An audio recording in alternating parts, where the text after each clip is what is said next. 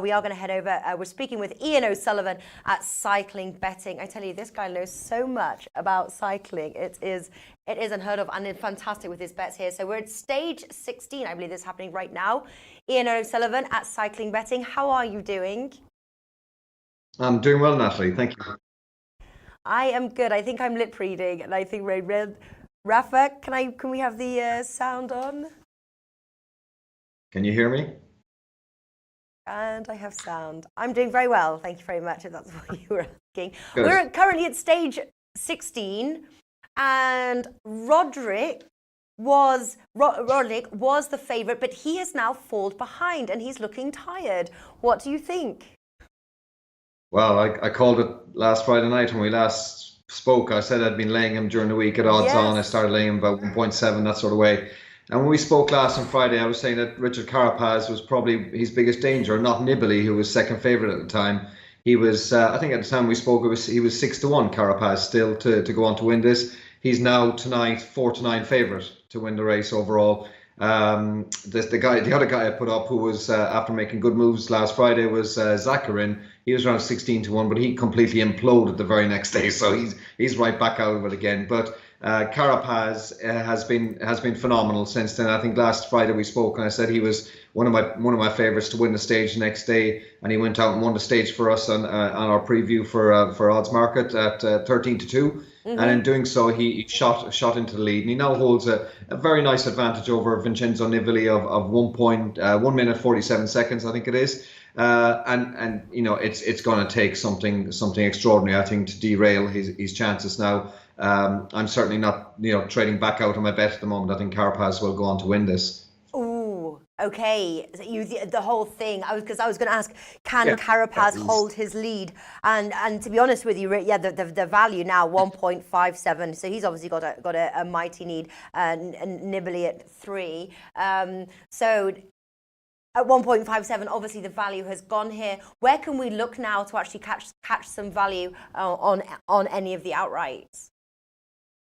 Well, to be honest, there's very little value left in any of the outrights because the King of the Mountains is more or less wrapped up now by Giulio Ciccone. He had another superb day today. He won the stage and took enough points to probably seal the competition for him. I think he's something like 1-50 now with some of the bookies. So the value's gone there. There's nothing really worth betting on that. The points competition is still up in the balance. Yes. And one of the guys I fancied pre-race at 6-1, he was one of the third or fourth favourites, Arnaud Demer. He holds a slender lead, a very, very tight lead over Pascal Ackermann. And it'll probably all come down to who wins the sprint on stage 18. It's the only sprint stage left. I think there's only something like 12 points in it, but there's 50 points for a sprint win, so Ackermann could pass him out.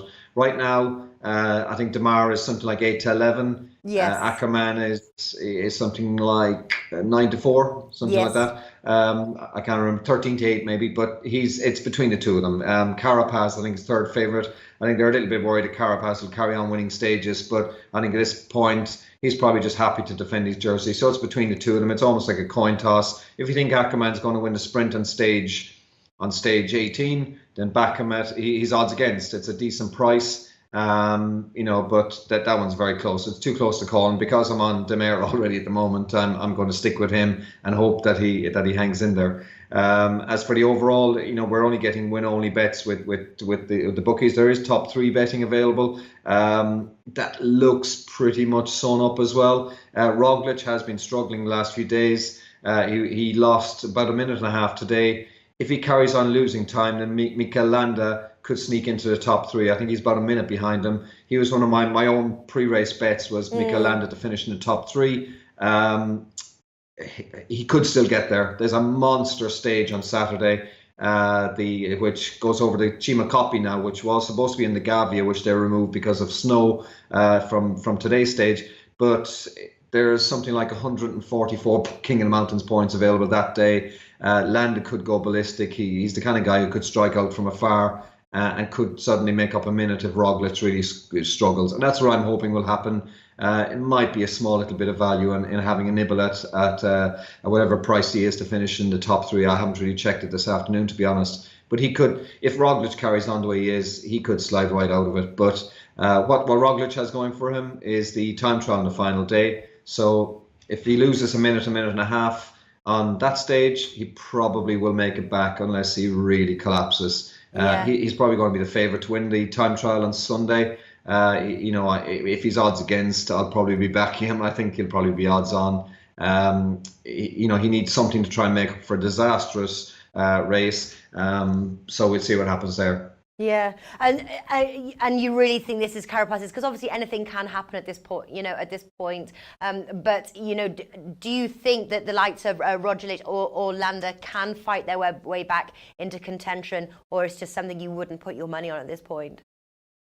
I think it will take a collapse from Carapaz, and I can't really see it happening. Movistar are just so strong. They've got a superb team around him. He's looked fantastic himself. Roglic hasn't shown that he has it in him to come back. Landa, as I said, is a teammate, so he's not going to be attacking him really. And Nibali seems to just be able to go with most of the other guys. He even said tonight it's going to take something extraordinary to beat Carapaz. He knows that he's up against it. And unless he goes all out and Carapaz struggles maybe on stage 20, I think it's going to be really, really hard to depose Carapaz. If you want to take kind of a long shot and think that Nibali will, he's not really a long shot even. He's second favourite. He's only about 9-4 or something. Yeah. But Nibali fans might still be keeping the faith that something will happen to see him overtake Carapaz. Yeah, and obviously heading into stage 17 tomorrow. Who are the contenders to look for to win that stage?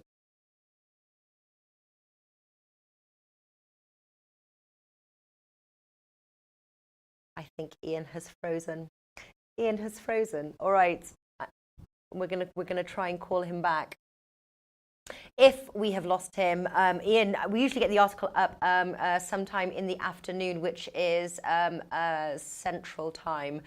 So it'll be about 4 p.m. Central Time, which is about 6 p.m. Eastern Time for those. And it's daily content as well. Ian really is really one to watch with his cycling betting tips there. If you guys want to follow that. So it's over at oddsmarket.com on the more sports section there. All right, we got you back. Stage 17, I was just telling our viewers there to look out your daily articles that you give us over at Odds Market. But who are the contenders that you're looking for stage 17? Yeah, apologies about that. My laptop battery died, so unfortunately you're going to have to go through a very fuzzy phone camera at the moment with a cracked screen, so if you can just bear with me. Stage 17, tomorrow it's an interesting stage, because I think today was a day where a lot of guys really suffered. There was a lot of guys finishing today absolutely dead, frozen limbs, frozen legs, frozen bodies. I think the GC guys will be happy to just let a strong break go tomorrow, and I'm really pretty sure that tomorrow is going to be won by a breakaway. There might be a bit of a truce tomorrow. It's a tough stage, but it's not a stage I think that the GC men will see it as one where they can really take a lot of time, but really hard. They'll probably go hard at the end to try and see if they can put small little time gaps into each other. But I'm going to be plumping for some breakaway winners. I've got a few guys marked down. I'm just waiting for some prices to come out. So as soon as that happens, I'll be updating the odds market preview for you guys, and it should be live by tomorrow morning.